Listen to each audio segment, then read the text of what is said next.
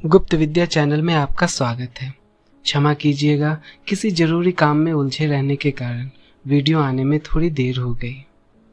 आज के इस वीडियो में हम जानेंगे एक साधक की दिनचर्या कैसी होनी चाहिए। अगर वे सांसारिक रूप से व्यस्त भी हो तो अपने व्यक्तिगत कार्यों को करते हुए एक साधक कैसे रह सकते हैं, चाहे आप कहीं से दीक्षित हों या नहीं हो, फिर भी एक स्तर पर कैसे अपने जीवन को निखार सकते हैं, बढ़ा सकते हैं, आध्यात्मिक विकास कर सकते हैं। जैसे अगर कोई व्यक्ति किसी साधना में है, अगर किसी साधना में नहीं भी है तो भी, हालांकि जब आप किसी साधना में होते हैं तो उस साधना के लिए विशेष नियम और संयम बता दी जाती है कि क्या करना है, क्या नहीं करना है, कैसा परहेज करना है, जिसके साथ आप अपनी दिनचर्या को सेट कर लेते हैं।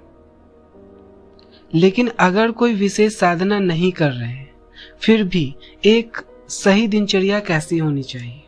सबसे पहले जब कोई व्यक्ति अपने जीवन में परिवर्तन लाना शुरू करता है तो उसकी शुरुआत ज्ञान से होती है, एक चिंगारी से होती है। उस ज्ञान के एक व्यक्ति में प्रवेश करते ही उस व्यक्ति का बदलना शुरू हो जाता है। वे उसके लिए सही निर्णय लेने लगते हैं, जैसे अच्छी संगत का होना, अच्छी चीजों के प्रति आकर्षित होना। तो उस ज्ञान की चिंगारी का आना आवश्यक है, और उस ज्ञान के लिए हमें स्वीकार भाव और श्रद्धा भाव की आवश्यकता है। आजकल के लोगों में स्वीकार भाव और विनम्रता की बहुत कमी है, इसलिए उनकी प्रगति नहीं हो पाती। वे सुनने से ज्यादा बोलना पसंद करते हैं, समझने से ज्यादा अपने स्तर के ज्ञान को समझाना पसंद करते हैं। मेरे पास कई फोन कॉल आते हैं। पहले तो वे अपनी किसी खास परेशानी को लेकर आएंगे, फिर समाधान सुनने के बजाय बात बात पर अपनी कहानी बताएंगे, अपना ज्ञान देना शुरू करेंगे। अरे भाई, पहले सुनो तो सही, कम से कम सामने वाले के ज्ञान के स्तर को परखने के लिए ही सही। पहले उसको सुनो तो सही, कम से कम ये तो पता चले कि उसका ज्ञान किस स्तर का है, उसकी बातों में सच्चाई दिख रही है या नहीं, जो ये बोल रहे हैं हम वो कर पाएंगे या नहीं। चर्चा इस पर होनी चाहिए। लेकिन नहीं, उनमें धैर्यता की बहुत कमी होती है। एक सवाल का उत्तर भी नहीं सुनते और दूसरा सवाल दाग देते हैं। तो ये सारी चीजें सीखनी चाहिए।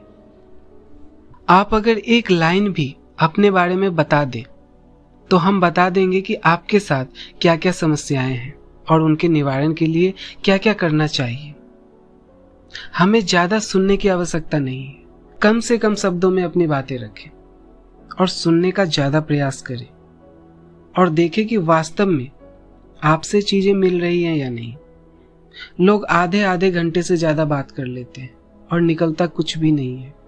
ना वे अपने जीवन को बदलने के कोई सूत्र ले पाते हैं, ना ही कोई समस्या का समाधान निकलता है। तो ज्ञान को लेना सीखें, स्वीकारना सीखें, अहंकार को छोड़ना सीखें। तब ये प्रकृति भी स्वयं आपको ज्ञान देने लगती है। जब आप अहंकार को छोड़ते हैं, जब आप हल्के होते हैं, तब आप अपने जीवन को चरण दर चरण आगे बढ़ाने लगते हैं। तो हम बात कर रहे थे दिनचर्या के विषय में।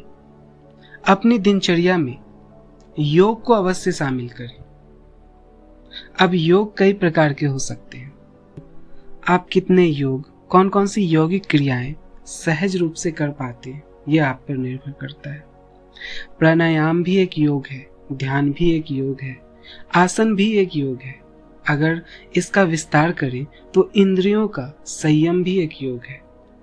योग एक नियम देता है जीवन में। योग सहज रूप से आपको नियम पर चलने के लिए प्रेरित करता है, और सही नियम से ही जीवन सुंदर होता है। ये आधारभूत चीजें सही होनी चाहिए, जिससे कि जीवन सुंदर होता है। चाहे आप बड़ी बड़ी चीजें कर लें, लेकिन सुंदरता जीवन में तभी आएगी जब आप नियम पर चलेंगे और उन नियमों को अपने जीवन का एक अंग बनाकर चलेंगे, और इसे चलना पड़ता है। जब मनुष्य में योग उतरता है, जब एक दृष्टि खुलती है योग के प्रति, तब उन्हें सही गलत का ज्ञान होने लगता है। अपने आप वे रचनाकार होने लगते हैं, लोगों को भी सही सलाह दे पाते हैं। हर आयाम में उनकी प्रतिभा निखरती चली जाती है। तो अपनी दिनचर्या में योग को अवश्य शामिल करें। एक प्राणायाम से ही शुरू करें, एक प्राणायाम से ही शुरुआत करें। धीरे धीरे चीजें इसमें जुड़ती चली जाएंगी। योग के संसार में आपका प्रवेश होने लगेगा। हो सके तो रोज ध्यान अवश्य करें। स्नान के बाद ये नियम बना लें कि ध्यान करना है। सही विधियां सीखें। हो सकता है कि कुछ समय अच्छी अच्छी चीजें करने के बाद आपको लगे कि हम परफेक्ट हो चुके हैं, बहुत सी बुराइयां निकल चुकी है, बहुत सारा ज्ञान हो चुका है, और अपने कुछ अच्छी आदतों को कम करने लगे। जैसे ध्यान करने में कोताही करने लगे, आसन करने में, प्राणायाम करने में थोड़ी बहुत आलस करने लगे। अच्छी चीज़ों के प्रति थोड़ा आलस आ जाए, आपको लगे कि आप में बहुत सारी अच्छी चीज़ें आ चुकी हैं, विकार नष्ट हो चुके हैं, तो सावधान हो जाएं। ये विकार मैल के समान होते हैं, फिर से चिपकने लगते हैं। चाहे कोई कितना बड़ा साधु ही क्यों ना हो, निरंतर नियमों पर चलते हैं, अपने नियम को नहीं छोड़ते, क्योंकि ये संसार के विकार कभी भी पकड़ने लगते हैं, कभी भी पकड़ लेते हैं, आपको खींचने लगते हैं, एक मैल की तरह शरीर पर जमते हैं। इसे रोज धोना पड़ता है, बराबर धोना पड़ता है, योग से, अच्छे नियमों से, ऊर्जा से। एक समय स्थिति बहुत अच्छी होती है, दूसरे समय बहुत डाउन हो जाती है। तो ये सब जीवन में नियमों को छोड़ने से होता है। योग प्राणायाम को जीवन में उतारे, इससे आपकी संगत अच्छी हो जाएगी, अच्छे गुणों की संगति होगी। अब संगति का भी बहुत बड़ा प्रभाव पड़ता है। एक साधक को बुरे लोगों के साथ खाना पीना, उठना बैठना, इन सब से बचना चाहिए, क्योंकि उनकी आभा मंडल विकारों की ओर खींचती है।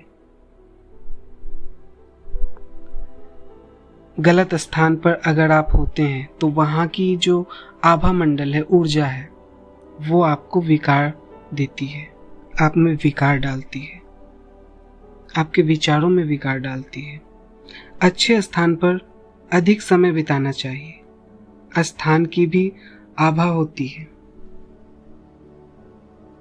इन सब के प्रति अगर साधक संयम रखे तो अपने जीवन को विकारों से दूर रख पाएगा।